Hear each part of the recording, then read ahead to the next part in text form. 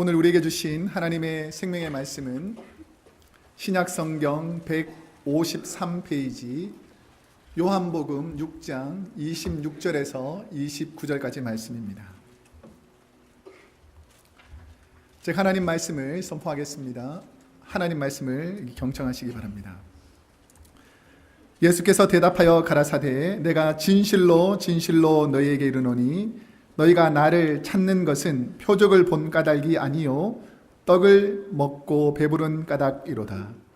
썩는 양식을 위하여 일하지 말고 영생하도록 있는 양식을 위하여 하라. 이 양식은 인자가 너희에게 주리니 인자는 아버지 하나님의 인치신 자니라. 저희가 묻되 우리가 어떻게 하여야 하나님의 일을 하오리이까? 예수께서 대답하여 가라사대 하나님의 보내신 자를 믿는 것이 하나님의 일이니라 하시니 아멘. 오늘은 요한복음 6장 26절에서 29절 말씀을 중심으로 내가 예수님을 믿는 이유라는 제목으로 하나님 말씀을 선포하도록 하겠습니다. 우리 옆 사람에게 이렇게 한번 인사했으면 좋겠습니다. 당신 때문에 제가 예수 믿습니다. 한번 할까요? 시작. 확실히 맞습니까? 당신 때문에 교회 나오기 싫습니다. 아니라 당신 때문에 예수 믿습니다. 이게 참 중요한 고백입니다. 그래서 우리가 살 동안에 우리 때문에, 우리 이웃 때문에 우리가 하나님의 사랑을 누려나가기를 축복합니다. 미국의 에머슨 파스틱이라는 유명한 설교가 있는데 이분이 왜 성도님들이 이 교회를 나오는가, 미국에 있는 많은 교회를 연구해 보면서 왜 성도님들이 교회에 나올까를 한번 연구해 보니까 한 4가지 정도의 큰 이유가 있더라는 것입니다.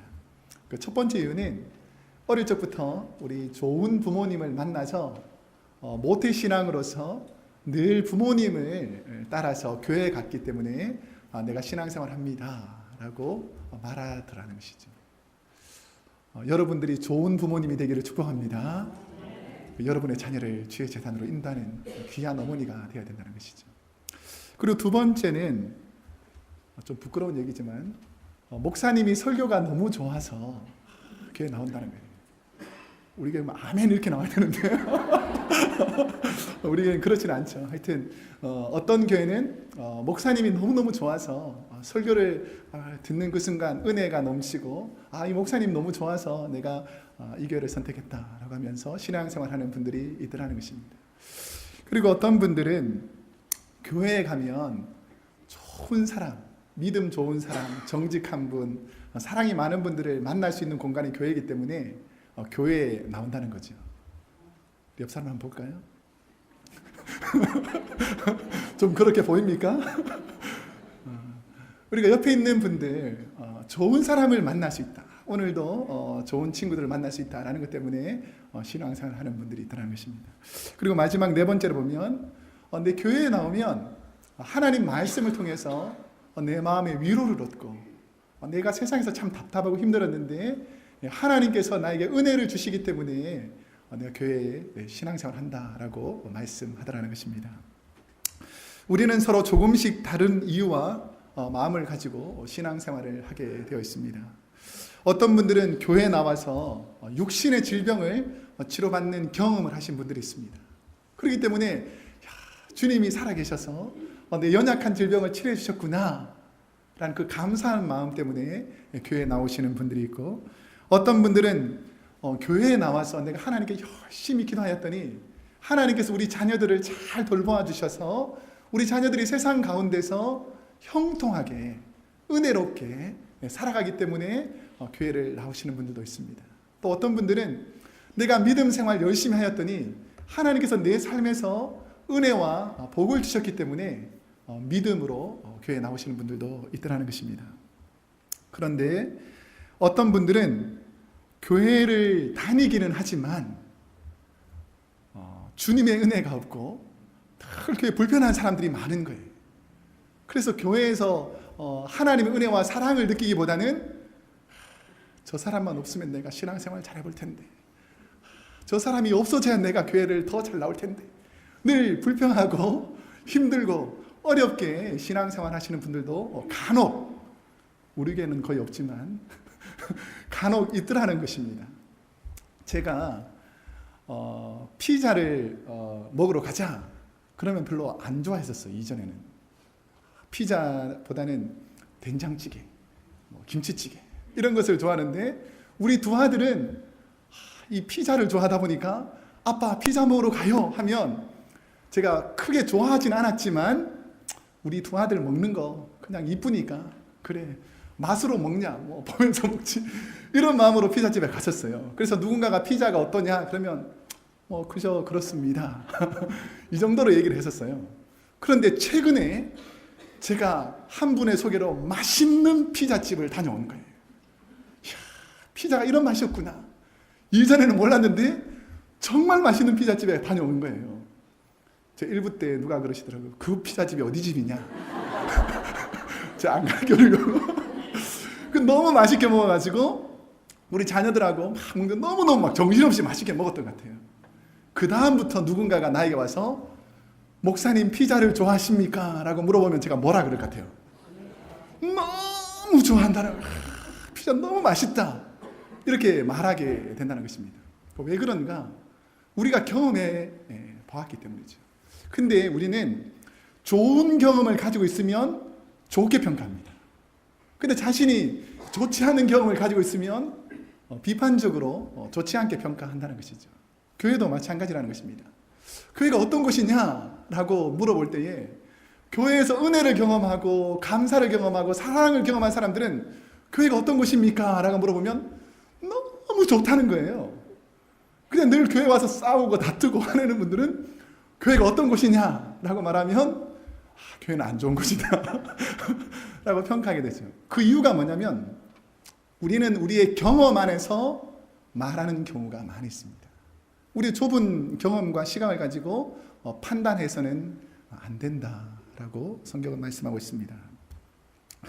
오늘 본문의 배경이 되는 보리떡 5개와 물고기 2마리, 이 오병이어의 기적은 사복음서에 보면 모두 기록한 기적은 이 오병이어밖에 없습니다. 그래서 기적 중에서 사복음서에 모두 다 기록된 내용들이 바로 오병이어에 관한 기적인데, 이 오병이어의 표적이 하나님께서 주신 엄청난 은혜인데도 불구하고 예수님께서는 이 엄청난 오병이어의 기적을 보이시고 혼자서 급하게 산으로 가십니다.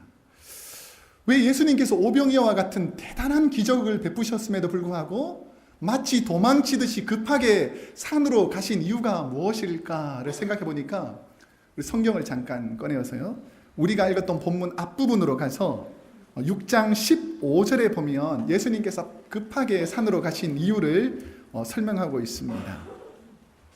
15절에 보면 이렇게 말하죠. 그러므로 예수께서 저희가 와서 자기를, 그 다음에 뭐라 써있죠? 억지로 잡아 임금 삼으려는 줄 아시고 다시 혼자 산으로 떠나가시니라 라고 말씀하고 있습니다. 왜 이 사람들이 주님을 따라왔을까를 생각해 보니까 예수님을 따라가면 먹을 것이 있다라는 생각 때문에 이분이 있으면, 이분이 왕이 되면 우리에게 도움이 되겠다라는 마음으로 억지로 왕을 삼으려는 걸 아시고 우리 주님이 그들을 피해서 떠나셨다라고 말씀하고 있습니다. 오늘 여러분에게 제가 신앙의 가장 기본이 되는 질문을 한 가지 던질 것입니다. 여러분 한번 깊이 한번 생각하시고 말씀이 마칠 때쯤에 한번 대답해 보시기 바랍니다. 여러분은 왜 교회에 나오십니까?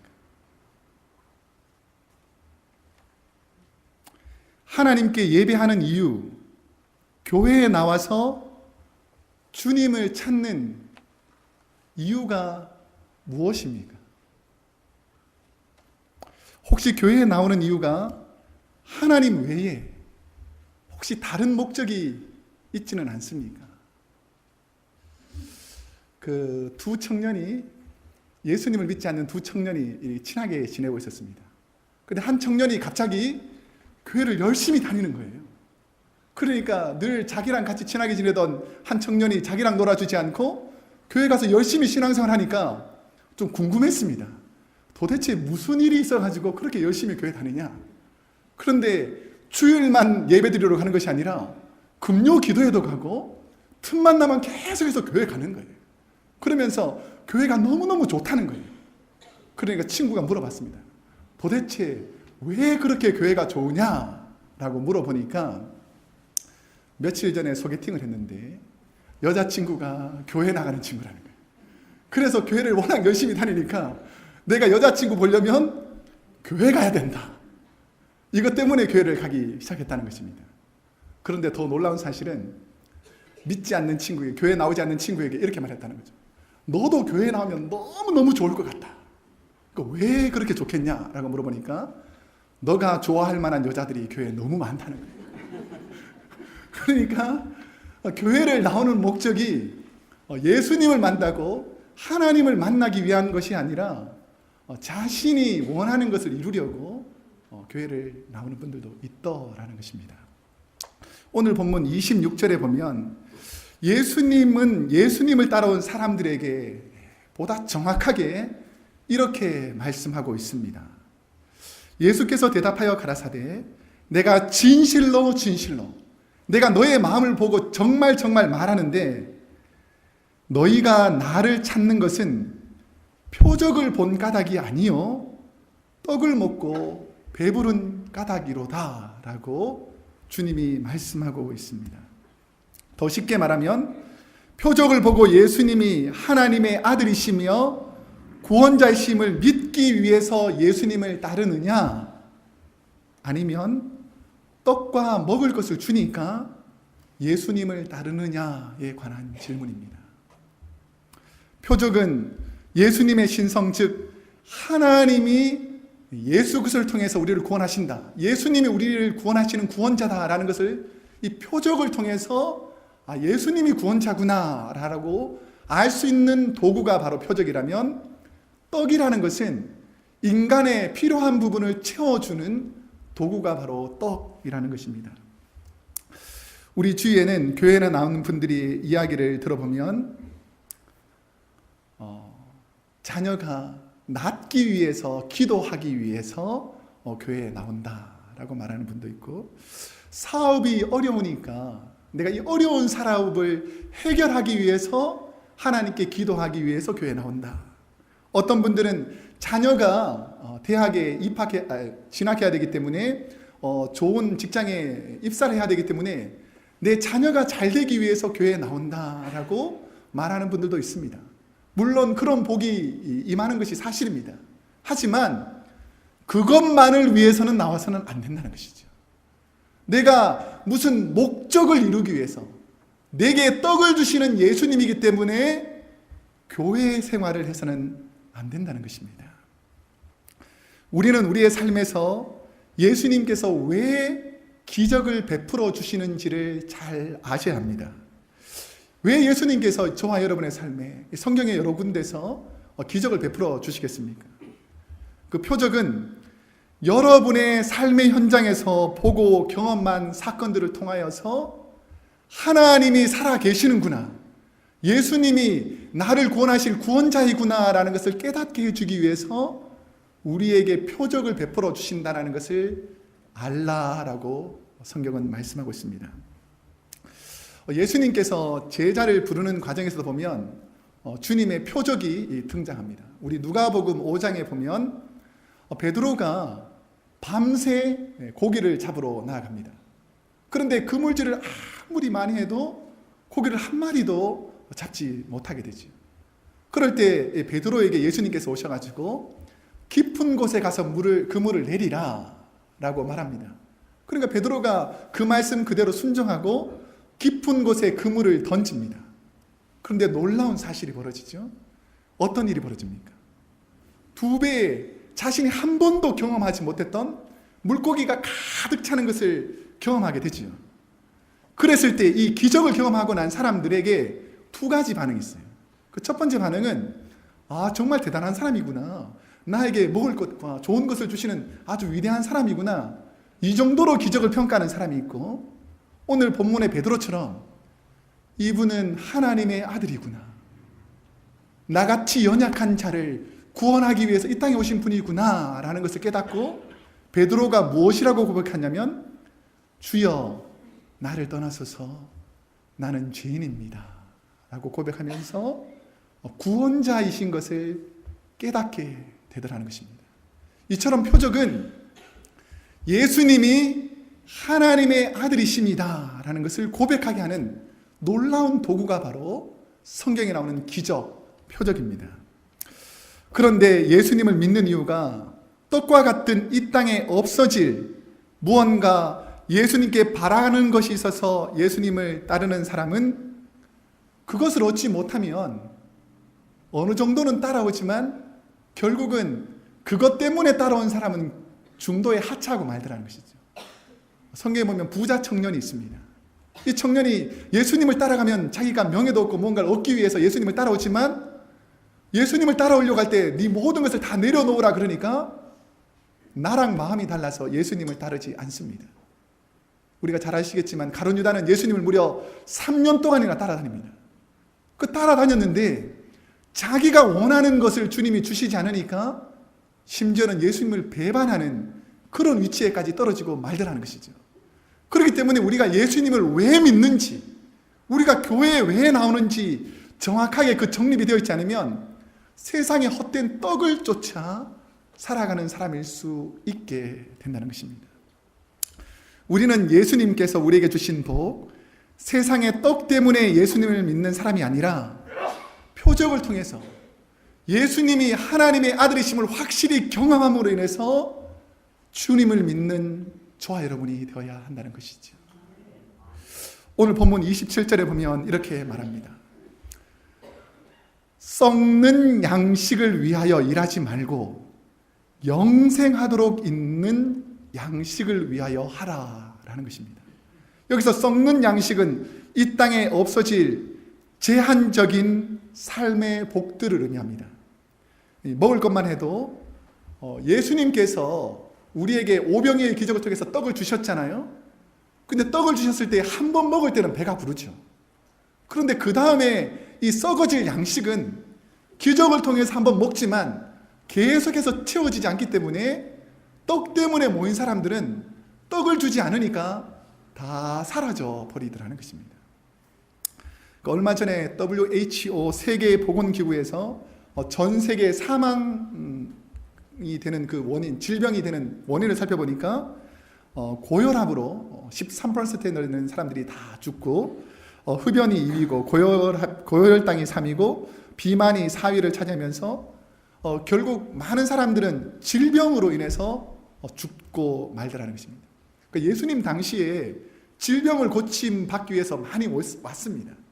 그런데 예수님께서 질병을 고쳐주셨는데 그 고침을 받은 사람이 영원히 고침을 받는 것이 아니라 이 땅에서 살 때 결국 죽음을 맞이할 때는 또 다른 질병으로 인해서 죽더라는 것이죠. 그래서 우리의 목적이 질병을 치유하기 위해서 교회에 나오는 것은 참으로 어리석을 수 있다라는 것입니다. 그리고 예수님 당시에 많은 사람들이 어렵고 힘든 상황에서 결국 내가 하나님을 만나야 한다, 예수님이 왜 이 땅에 오셨는가에 대해서 생각해 보게 되었습니다. 예수님이 오신 이유가 굶주린 백성에게 먹을 것을 주시는 자선사업가로 오신 것이 아니라는 것이죠. 병든 자를 치료하기 위해서 의사로 예수님께서 이 땅에 오신 것이 아닙니다. 로마에 압제당하는 사람들을 구원하기 위해서 민족 투사로 예수님께서 이 땅에 오신 것이 아니더라는 것이죠. 우리의 자녀들이 왜 예수님을 인격적으로 받아들여야 되는지 우리가 그 중요한 의미를 알아야 돼요. 왜 우리 자녀들이 예수님을 믿어서 하나님의 자녀가 되어야 되는지를 우리가 믿음 생활하면서 알아야 된다는 것입니다. 2012년도 2년 전 4월에 한국 경기도 고양시에서 한 집에 가출한 청소년들이 그 한 여학생이 자취하는 방에 한 남자 여자 한 9명이 같이 생활을 하게 되었어요. 근데 9명이 생활하면서 다 가출했다 보니까 집에서 다 상처 입고 어렵고 힘든 상황에서 그곳에 모인 거예요. 근데 그 한 여중생 한 아이가 그 자기네들끼리 여러 명이 사니까 수칙 같은 것을 만들어 놨는데 둘 사이를 이간질했다고. 그러니까 거기 모여있던 아이들 중에서 둘 사이를 이간질했다고 나머지 8명의 아이가 이 여자아이를 구타하기 시작했습니다. 근데 무려 몇 시간이나 때리냐면 오후 3시부터 새벽 2시까지 무려 11시간 동안 그 아이를 때리기 시작했다는 거죠. 만약에 제가 그 아이의 부모였다면 아마 저는 너무너무 힘들었을 것 같아요. 근데 그 정도로 그친 것이 아니라 결국은 때려서 그 아이가 죽고 맙니다. 죽게 되었는데 그 나머지 8명이 그 아이의 시신을 뒷산, 중학교가 있는 그 뒷산에 묻으려고 하다가 발각이 되어서 경찰에게 알려지는 사건이 있었습니다. 오늘날 이 세상 속에서 예수님을 모르고 하나님의 은혜를 모르고 사는 사람들은 참으로 제약된 가운데 살아간다는 것이죠. 제가 기도하면서 그 중에 혹시나 예수를 제대로 믿는 사람 한 명이라도 있었다면, 아니면 그 주위에 있는 사람들 중에서 그 연약한 자들을 보고 한 명이라도 그들에게 가서 주님이 어떤 분인지 가르쳐 주었다면 그런 끔찍한 일이 벌어지지 않을 수 있었다라고 생각하게 되었습니다. 저는 목회를 하면서 그 소외된 아이들에게 예수님을 전하는 분이 없다는 것이 너무나 안타깝다는 것이죠. 우리가 교회를 다니면서도 나를 위해서는 사는데 주님을 위해서 살지 못한 우리의 모습을 보면서 너무 안타깝다는 것입니다. 혹시나 우리가 세상의 떡만을 바라보며 살아가는 사람은 아닌가? 이 세상에 주님을 믿는 이유가 주님이 떡을 주시기 때문에 따라가는 그 많은 무리와 같지는 않은가를 생각해 보게 되었습니다. 제가 가끔씩 이렇게 동물원에 가보면 동물들을 조련하는 조련사가 있잖아요.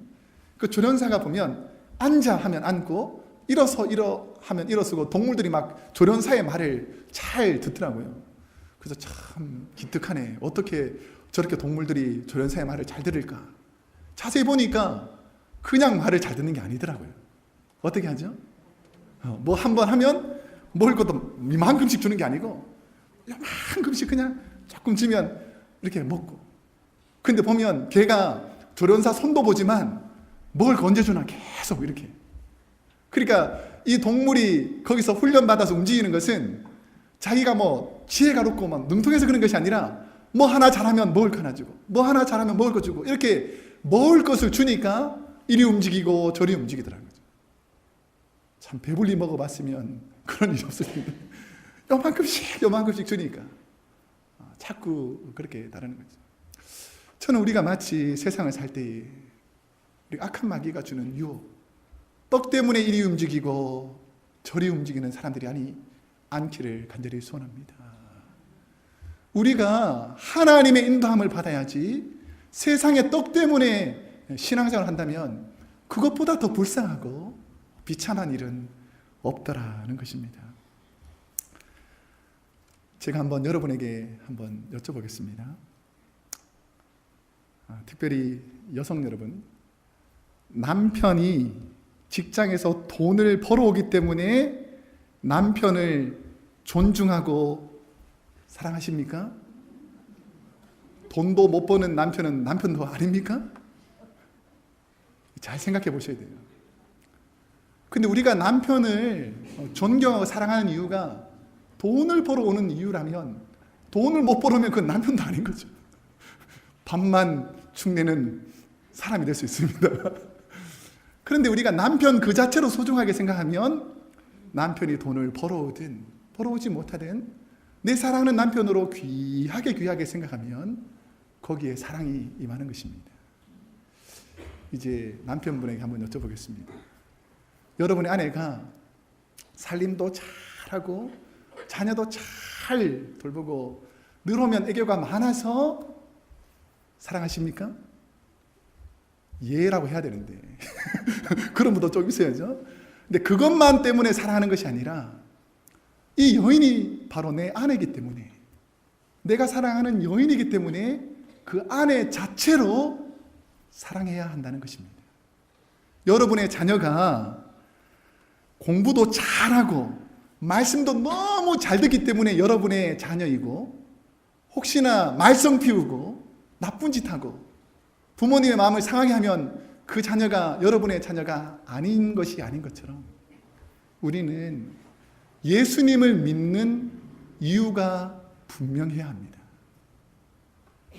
예수님께서 우리의 삶의 구원자이시기 때문에 주님이 내게 주신 복과 내게 허락한 환경 때문만이 아니라 나의 신랑이 예수님이시고 나의 구원자가 예수님이시고 나를 위해서 죽기까지 사랑하시는 분이 예수님이기 때문에 여러분 예수님을 사랑하기를 원합니다.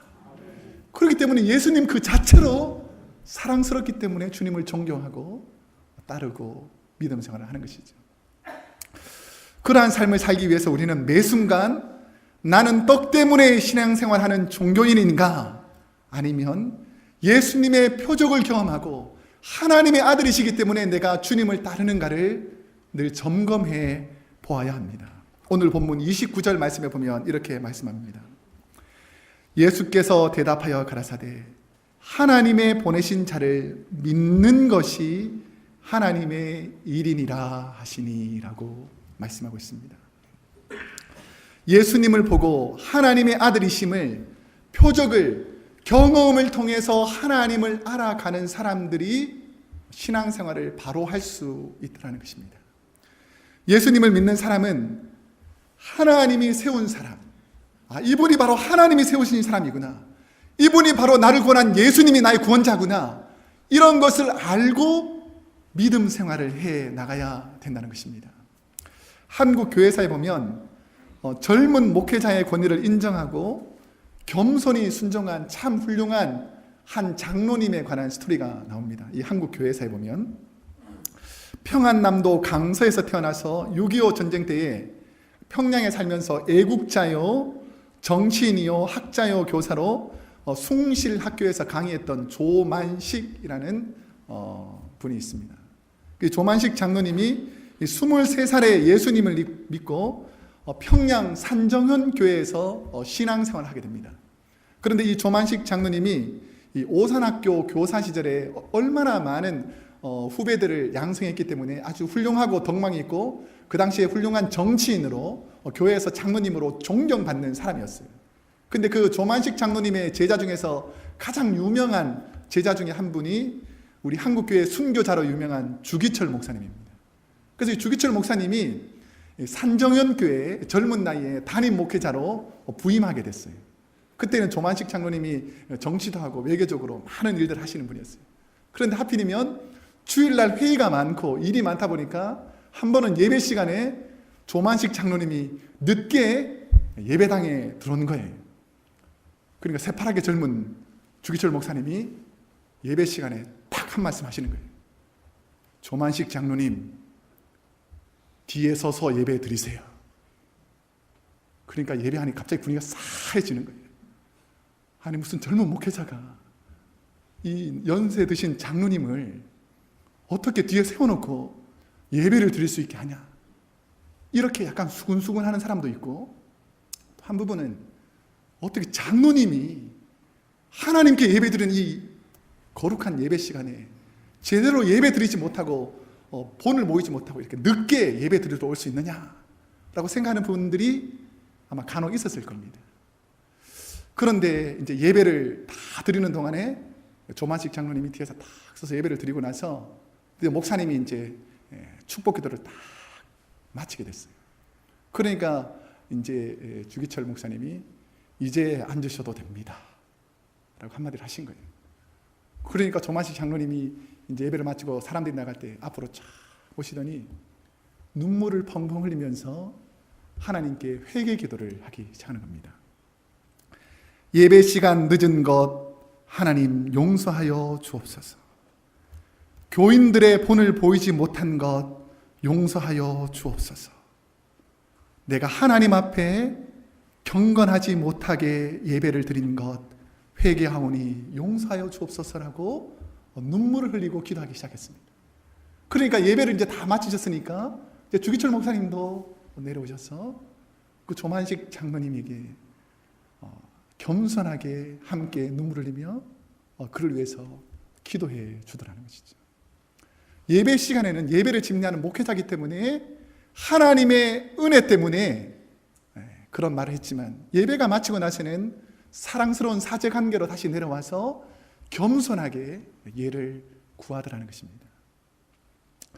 저는 우리 크로스웨이 교회에 이런 장로님들, 성도님들, 목회자들이 많아지기를 축복합니다. 만약에 이 순간에 목회자가 버럭 화를 냈다든지, 장로님이 젊은 목회자가 무슨 나 같은 사람을 세워놓았다고 문을 꽝 닫고 나가버렸다든지, 그렇게 됐으면 교회가 어떻게 됐을 것 같아요? 아마 산정은 교회는 파가 나눠져서 싸우고 난리가 났을 것입니다. 그런데 이 두 분의 겸손함과 하나님 앞에서 바로 예배드리는 모습이 그 평양 온 세계에 흩어져 전해지게 됩니다. 그러니까 하나님의 은혜로 믿지 않는 사람들이 주님께 와서 이런 교회에서 신앙생활 해야 되겠다라고 모여들기 시작하더라는 것입니다.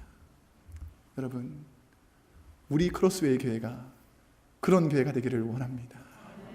하나님 앞에 겸손하게 내가 왜 예수님을 믿는지, 세상의 명예와 세상의 모든 것을 내려놓고 이제는 주님 앞에 한 겸손한 사람으로 예배드리는 예배자가 되기를 축복합니다.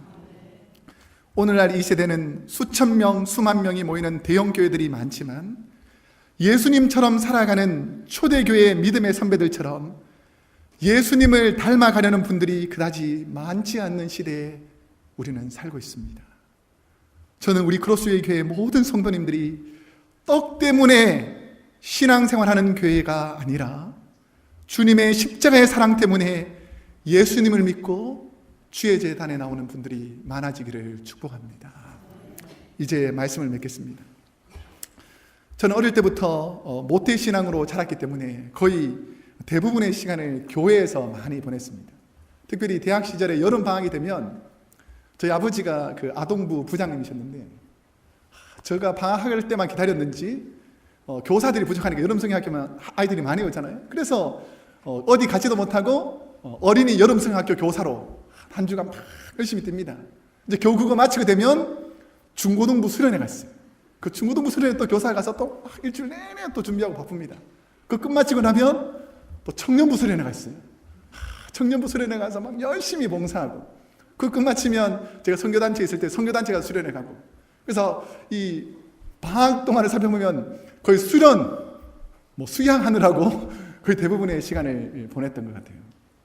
그리고 목회자가 되어서는 거의 새벽 일찍부터 밤늦게까지 예배하고 신방하고 또 교회 제자훈련 준비하고, 또 요즘도 거의 대부분의 시간을 교회 행사와 성도들 관리하는 데 시간을 보냅니다. 그런데 제가 예수 믿는 이유가 그것 때문에 예수 믿는 것이 아니라는 거죠. 교회에서 내가 무슨 일을 하기 때문에, 내가 무슨 보람 있는 일들을 하기 때문에 내가 예수 믿는 것이 아닙니다. 제가 예수 믿는 것은, 제가 교회를 섬기는 것은 바로 내가 지옥불에 떨어질 죄임에도 불구하고 날 위하여 십자가를 지시고 고난 받으시며 끝까지 십자가에서, 하나님, 제가 이찬우 때문에 십자가에 못 박힙니다. 내가 이찬우가 악한 일을 했기 때문에 제가 십자가에 못 박힙니다. 이찬우가 도저히 지옥불에서 나올 수 없는 죄인이기 때문에 제가 못 박힙니다 라고 절규하셨던 그 주님의 말씀 때문에, 저는 주님 사랑 때문에 교회에 나와서 예배를 드리고 하나님을 섬겨 나가는 것입니다. 저는 우리 크로스웨이 교회 모든 성도님들이 교회에 나와 예수님을 믿는 이유가 떡 때문이 아니라 내 삶에 예수님의 표적을 경험하고 내가 경험한 표적을 통해서 예수님이 나의 구원자이라는 것을 깨달아서 내 삶을 다시 태어난 새로운 삶으로 만들어주신 예수님 때문에 신앙생활하는 교회에 나오는 분들이 되기를 축복합니다. 기도하겠습니다.